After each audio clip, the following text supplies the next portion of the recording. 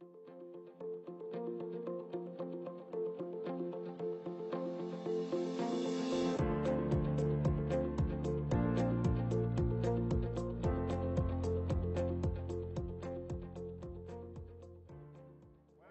afternoon. My name is Olivier. I work for HP Enterprise. It's really a pleasure for me to be with you this afternoon. And I would really like to thank you for taking the time on the last day of a very packed and useful 3 days conference. I will have the honor to have with me Andy Tim, the CTO of PTC, who will join me during the presentation on the stage. We have some very cool agenda for you today. We're going to try to demystify a little bit the IoT, making very real for you. So hopefully you will find that very interesting and compelling. I would like to, as an introduction, just say that, because I'm not sure everybody knows, HP Enterprise is a separate company for now a year versus HP Inc. HP Inc. does PC printers, and we in HP Enterprise, we do everything for the data center and the hybrid cloud, including the what we call intelligent edge, which is the part I'm working on. I'm actually sales worldwide site director for our Edgeline product line. I'm based in Grenoble, France. All right. So what I would like to, is the mic working correctly? Yeah. So what I'd like to cover with you in the next few minutes is basically to introduce you to our HP Enterprise point of view on the IoT edge, and then go through the real offering, making very real in terms of what we believe is a very differentiating offering on the market. And then we would like to show you some partnership at work, some collaboration at work with some real life example, in fact, things that we hope that you will be interested in coming to talk to us later so that we can do similar project with you as collaboration across many different companies. And the two companies I will highlight very specifically, PTC, Parametric Technology, and National Instruments. So to start, and as you have observed, for those of you who attended the conference, I think IoT is still a journey for many of you customers and partners. And we can say that it started a few years back, in fact, in the equipment, the SCADA, the PLC, starting to put sensors on the equipment. And it was kind of really phase one. A lot of you in the audience, if you're in the industry, you're probably already doing that with your process automation. And then, this whole IoT came with this idea that if I connect my device, my thing, to the cloud, I will get, tremendous value and insight. And reality is that that's one step into the journey, but we believe that the journey really doesn't stop there, really start there, and you have enormous value to reveal from the data insights. And for that, you need to put very strong compute at the edge. In fact, we talk about a tri-hybrid approach where you would have your edge compute, you would have your data center compute, and you would have your cloud compute working very seamlessly in revealing insights of data. Now, what is the IoT for your business? Well, it can be many, many different things. What we call the IoT edge is basically what is not in your data center, whether it's robots in a factory, whether it's process automation equipment, whether it's a car in the streets, whether it's an airplane, whether it's smart traffic lights on crossing streets, air conditioner. Again, each of you, depending on your business, you have many different things. I am a thing. I can be for healthcare, have wearables measuring my temperature, my blood pressure, and then a lot of different aspects that are, and basically in your business what is relevant.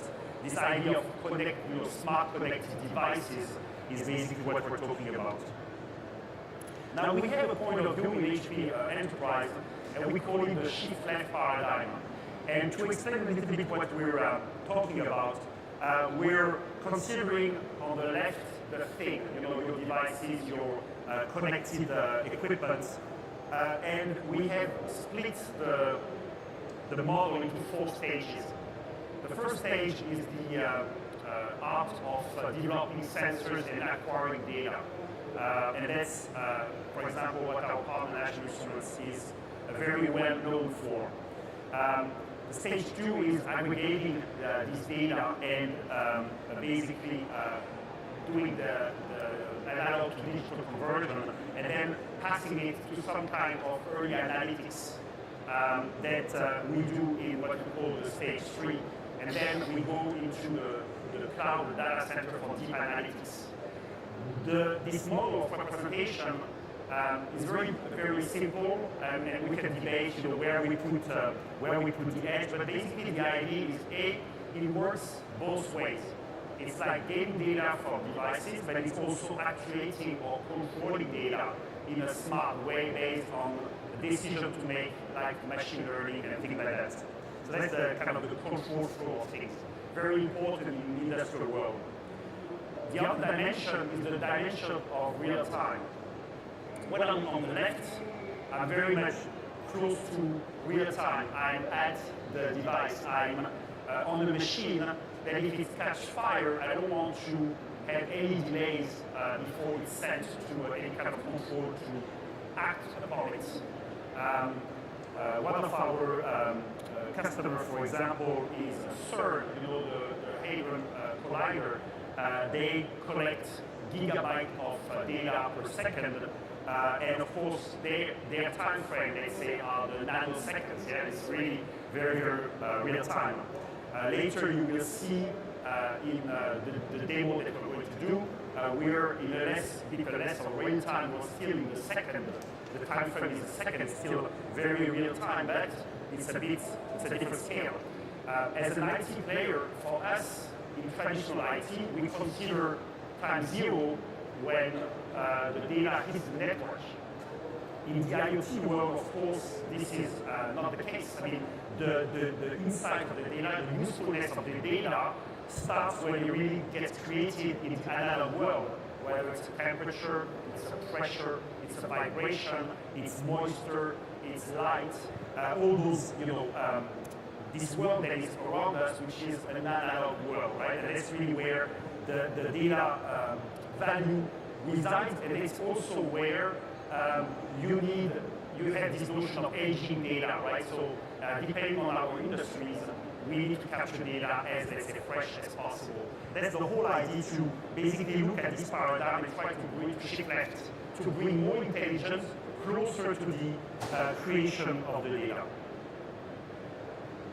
Now, again, the industry has been very much simplifying the IoT in terms of sensors and cloud. And of course, as was said also during the conference, we have seen a lot of innovation coming from the consumer world, where wearables, are a perfect example of that, right? I have my iWatch and I'm getting data into the Apple Cloud as an example. But IDC predicts that over 40% of the data analytics will have to be done at the edge, meaning outside the data center. And there are many reasons why there are, in a number of cases, you have to do it. And I think we're very vocal about the fact that that's a key aspect of deploying industrial-grade IoT solution. To give you some example, latency, we already talked about it. Again, there are events which you need to act upon in the sense of nanoseconds, microseconds, and you don't have the time to send to the cloud to make a decision. Again, examples in the car, with autonomous car, obviously if you're running into an obstacle and your digital camera is analyzing and making a difference between a human being or just a garbage can, you want to be able to make a decision on the spot. Another example is connectivity. During the conference, I had the opportunity to talk to a customer in the aircraft industry. When you're building an aircraft in a factory, you have steel all over the place, all over the worker. There is no way they can get connectivity, right? The signals just don't work. So you do need local compute. Threat, I think, is very familiar to a lot of people. also security was discussed as one of the showstopper, or at least the bottleneck of IoT deployment today. There are many reasons why you don't want necessarily data to get out to the cloud. So that's kind of, let's say, the context by which we have been working very hard to develop an offering which we believe today is very suited for this compute at the edge challenge. And basically what we are launching today are new class of converged, we call them the converged edge systems. And it's basically taking all the goodness that comes from our, the slides disappeared. All the goodness that came from our enterprise compute and bringing, basically colliding the stage 2 of that data aggregation and early analytics together by being able to compute very significant analytics, and my colleague Andy will go through some examples of those deep analytics we're doing, for example, with PTC, the whole thing works on platforms that are really very compute intensive. We also have gateways, of course, to sense and send data, but those converged IoT systems is something very unique on the market today. And I'd like to spend a few minutes to walk you through that. So you may have seen on our booth, now it's kind of the end of the exhibition, but I invite you to look at them as you get out, those converged IoT systems. What's very interesting with them is they leverage server technology we developed for the data center called Moonshot Blaze, and we've been selling very successfully. And that integrates a lot of deep compute with a Xeon-style processor. We can put up to 64-core Intel Xeon running at 3 gigahertz at the edge. So we're talking a very different class of systems compared to traditional gateways, even like our own, which are more running like Atom or i5 type of compute. So that's one aspect, the deep compute. The other aspect is manageability. So we have taken our winning enterprise class management, which we call IO, integrated light-out, which is an out-of-band management, so it doesn't rely on the built-in network, so it's built for redundancy, to enable large-scale management of the devices. Again, when you look at management on IoT devices, they are pretty rudimentary. We're bringing an enterprise class capability so that you can do your firmware upgrades, you can do your driver updates all in a very coordinated way and scale out. Very important. And then finally, partnering with National Instruments, we're bringing a data capture format, which is basically, for those of you who are familiar with PCI, we're bringing PSI to those systems, basically bring the notion of real time I was talking about before into the system. So instead of having bespoke equipment, you can have now a converged system taking less space. Those systems are ruggedized, so they go in extended temperature range.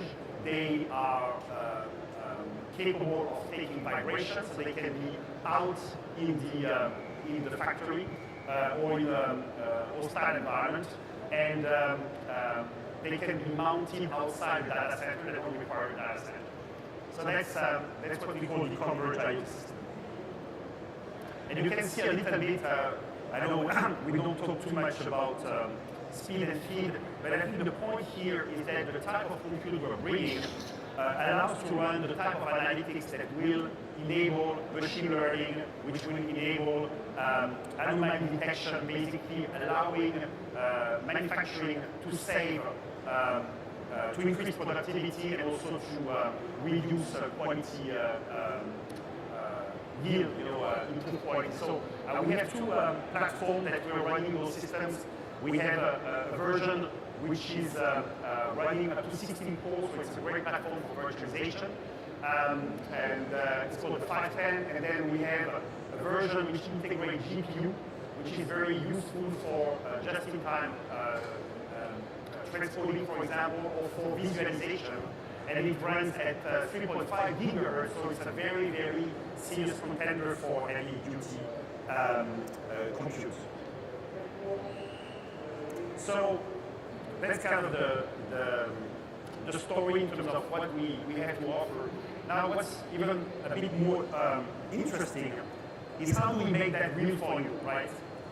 And we are all, I think, aware that no one of us has the knowledge that it takes to transform businesses to take benefit of the IoT technology by ourselves. This notion of partner ecosystem or collaborative ecosystem is very important. And we are in a co-competition world, right? So what is more interesting, at least to me, is not so much with who we're working, but what are we doing with them, and how can we reveal the value of the collaboration to you, our customers. So I'd like to now introduce Andy Tim, the CTO of PTC, and he's going to walk you through a little bit of the joint collaboration. Andy. Good, thanks Olivier. Thanks for sticking around. It's the last day and probably the last time slot, so we're standing between you and Sangria or something like that. So to introduce PTC, PTC started maybe 30-some years ago as a CAD company. We have a PLM software, and a software lifecycle management software, ALM software, and in the last couple of years we've made a big shift towards Internet of Things software. So if you look at our logo, you can see a P on the top and a D on the bottom, kind of intertwined like a yin and yang. And that is a representation of the convergence between the physical and digital worlds. So if you think of a CAD software, what comes out of that is a physical product. You design it in software and you 3D print it, or it gets built in a factory. And what the Internet of Things is doing is allowing us to take that digital data off of the physical and bringing it back into the digital world, maybe even through augmented reality, which you'll see in a minute. So to Olivier's point, enough of the slides with logos all over them. Everybody's a partner with everybody, but we want to see what are people actually doing today. What can we do? And an IoT solution has a number of components to it. You need hardware to run the software on, you need an IoT platform, you need sensors and gateways, you need to integrate to other enterprise software. That's not one company, that's many companies. So, putting those together in kind of a consortium and actually taking something to market that drives value is what we're interested in. So we've introduced PTC, we've introduced HP. Let's talk for a second about National Instruments, who's one of the other components of this demo you'll see. So National Instruments is a 40-year-old company, $1.2 billion, based in Austin, Texas, where I happen to live when I'm home. These guys know how to put sensors on stuff and get the data into a meaningful format. So Olivier mentioned CERN, that's all NI hardware and sensing capability. So what are we doing here? Olivier mentioned the 4 different stages moving left. There's stuff that happens at the edge, there's stuff that's going to happen at an enterprise level, there's stuff that's going to happen in the cloud. And when we've got an IoT platform, we're trying to make it easy to do that regardless of where that work is done, from left to right. And the way that I see these partnerships are that when we take our platform and make it an integral, an integrated component on their hardware, an integral component with National Instruments sensors, we're taking that platform and extending it and doing all the hard work so that the people looking to gather business benefit from the solution don't have to think about that. They just take the core of the platform, which now includes hardware and sensors and maybe other integrations, and gets to start on the shoulders of the work that we've done ahead of you. So in the case of the demo, you see there's some work being done at the edge where there's many sensors collecting data into a National Instruments gateway. We're doing some anomaly detection there. We're doing some compute to calculate predictive models. Because we're not going to send all of that data to thousands of reads per second across 6 or 8 sensors to the cloud. We're then aggregating that data at the enterprise level and doing some business logic there, discerning what needs to be sent on further to the enterprise, from the enterprise to the cloud, where finally it may end up in an enterprise system or in an application. So I'll kind of walk through kind of technically what we're doing and then stop talking so we can see our demo. So we kind of think of primary sensors and maybe optimization sensors. So in this case, we're talking about a pump, but consider your own equipment. Some piece of equipment in your factory, or maybe it's the part or the asset that you build yourself.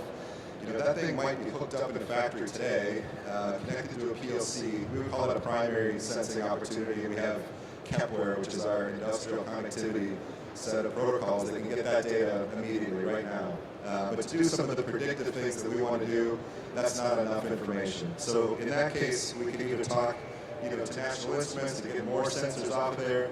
Maybe you've got data that's been collected in OSIsoft's data historian and Pi, and we can connect that together. We kind of mash it all together in the ThingWorx platform. We do some analytics. All of this is running, in this case, we've talked about the edge and the enterprise and the cloud. In the case of the demo, this entire suite of software is running on that EO1000, all in one box. So finally, we've got the data brought together from the device. We've done some machine learning, and now it's time to present that data either in an application that we've authored in ThingWorx or by integrating that into another enterprise software. So with that, we'll pray to the demo gods that the video works and see what happens. My mic works? Thank you. No, I just wanted to say that this pump was awarded, let's say the pump demo, was awarded yesterday the best IoT solution in the category of energy and utility. And it's really, again, a teamwork. HP, of course, PTC, NI, Flowserve with our industrial pump customer, and OSIsoft also was part of our ecosystem. So again, a good, I would say, proof points from our peers and colleagues in the industry that there is something very interesting. So. Proof that we can make things work today. There's no need to wait around to figure out if IoT is real, if this is going to stick. There's ways to get started today and get value. Okay, now to the demo. So let's. Hi, I'm Brett Berger with National Instruments, and I'm here with the Flowserve pump demonstrator. A pump that's going to detect not only when it's about to fail, but what component is going to fail. It's a great example of an IoT solution and an IoT partner collaboration. Now let me explain the system real quick. It starts with sensor measurements for temperature, pressure, flow, vibration, and three-phase power. All of these sensors are connected directly to our pump and motor assembly that we have here. Those sensors are connected to a data acquisition unit from National Instruments called Compact Rio, where the sensor data is downsampled to about 80 kilobytes per second of features that are monitored 24/7. These features are then sent into an intelligent analytics package from PTC that is going to process those features into the information like, is this a bearing failure or is this an impeller failure? And that's going to be critical for the end user or the maintenance expert to know when their pump needs to be serviced. Now, the amount of analytics that we're running takes a deeper level of compute than you'd be used to. So we're running it on a new IoT converged system from HPE that has enough horsepower like you would normally have in the data center, but it's out at the edge where the assets live. Now, it goes beyond just detecting when the pump is going to fail. Actually, let me run the demo for you real quick. We've got two valves on the system here. And what I can do is we can have our demo driver choke off one of these valves, which is going to induce cavitation. In a few seconds here, you're going to see some bubbles forming. Now, cavitation can be very dangerous for a large pump, and if you're not standing next to it, you might not detect it. But with this intelligent system, it can not only warn the maintenance operator that it's about to detect, it'll actually say, hey, this impeller is about to fail, and you can see that it's going to fail in 3 to 4 days. So it gives you a good running window as to when you might need to get a new part or a service technician out on site to fix that pump. Now it goes beyond just detecting the failure. Once the service technician is on site, they can use some new technology, augmented reality for the enterprise from PTC. And if I connect to my pump, you'll see that we have all of the information displayed on the package right here. Furthermore, I can do an exploded CAD model that will help me know, like a service manual, how to replace that impeller. So you can see with all these companies working together, we have a complete intelligent pump solution that's going to help improve uptime for process manufacturing industries and industries like power generation.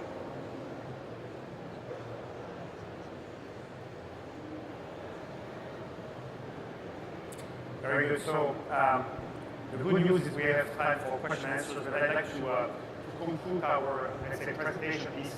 What I think is very interesting, as Andy said, the pump is an illustration of what we can do. The truth is, forget the slides. Reality is that today, between our partnership, our collaboration, we are able to work with you. We're very interested to listen from you the type of problems that this type of solution, preventive maintenance, condition monitoring, anomaly detection, augmented reality, which personally for me is a kind of the wow factor, but it's a real asset when you think about sending technicians into new equipment where maybe all the knowledge is not there. This is very real, and we are working to engage with you on making real projects. We know that it's not as simple as it might sound. There is a lot of let's say, knowledge required, and that's why we need multiple brains to tackle those problems. And we're very much forward to listen from you. So don't hesitate to contact myself, Andy, and I, and we have multiple entry points at the end. We're very interested to do projects with you. All right, so with that, I would suggest we open for question. Unless you also want to make any comments. Okay, great. So we have a mic in the middle of the room, and I'm sure we generated some curiosity for some of you. So would you have any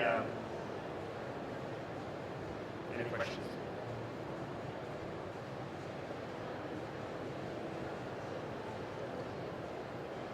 You must have explained it perfectly.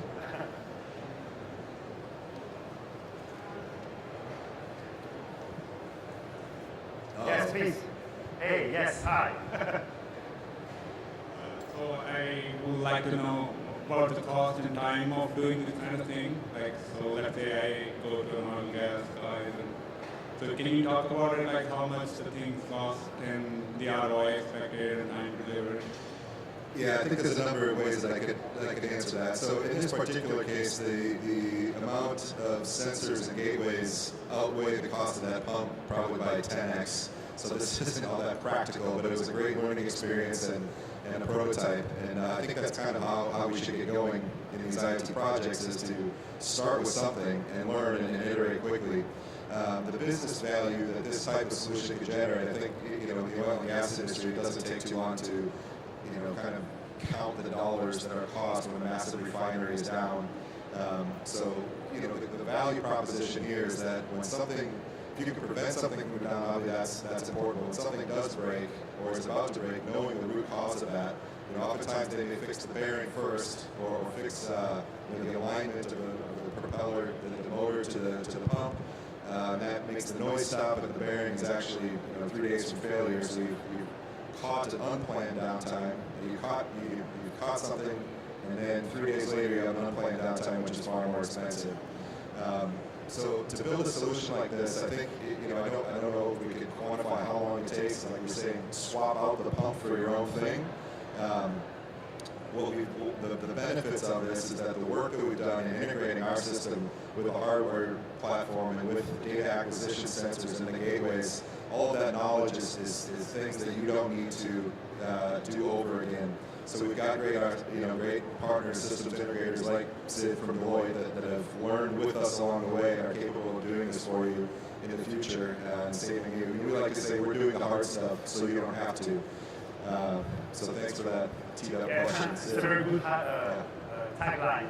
We're doing the hard stuff. I think as Sid knows very well, reality is probably takes longer at the customer, in the own customer, let's say, buying process to understand and to justify ROI on those type of projects. What we're seeing happening is typically the kind of twin approach, like equipping a factory with some of that equipment and then comparing that to a standard factory and then running that for a number of months, because that's the reality of those deployments, and then being able to say, oh, I am increasing productivity by 5% or 8%, and we are at the start of that journey. I think there is a lot of change management to be done. That's probably the hardest part.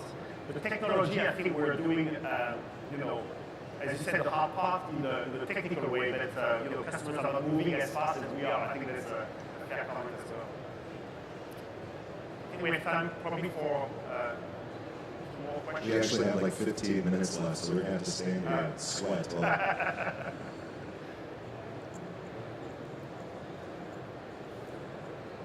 Yes, please. Thanks. Hi, Luca from Microsoft. I think this is very interesting also for the suppliers of equipment, because they make this type of approach may support business as a service in providing service to the equipment they have around. So this is an advantage for the customers in terms of reducing the downtime, because somebody else is looking at the equipment and knowing how it behaves may prevent failures, right? Yeah, absolutely. If I understood that correctly, everyone wants to, there's a huge move from selling product to selling the service that product provides, and you're not going to be able to make that business transformation unless you are very good about knowing, how much money you should be charging and when it's going to be down and things like that. Is that kind of the answer to the question? Yeah, I think that's a great point, and another reason why, these consortium of partners are not just the hardware and the gateways and the software, but also those management consultants that can help make that business transformation. Another thing that comes to mind, and I'll see if Olivier's got comments, is when thinking about IoT, a lot of these big products are not censored out of the gate. You may have bought an industrial chiller that's €500,000 sitting on the roof of the building. You don't have to say, well, I'll do IoT when JCI comes out with the next chiller. We can go up there and do this optimization layer of sensors and take advantage of these benefits today. Anything to add? No. That's perfect. Any other questions? Otherwise, we can call it a day. Okay. No more questions. So then, thank you very much. I think you have an hour worth of Congress to enjoy, and then back to your countries, wherever that is. So have a safe trip home, and please, we welcome your inputs. And it's the start of a journey. So we're really excited to work together and to work on real projects with you. Thank you very much. Thank you.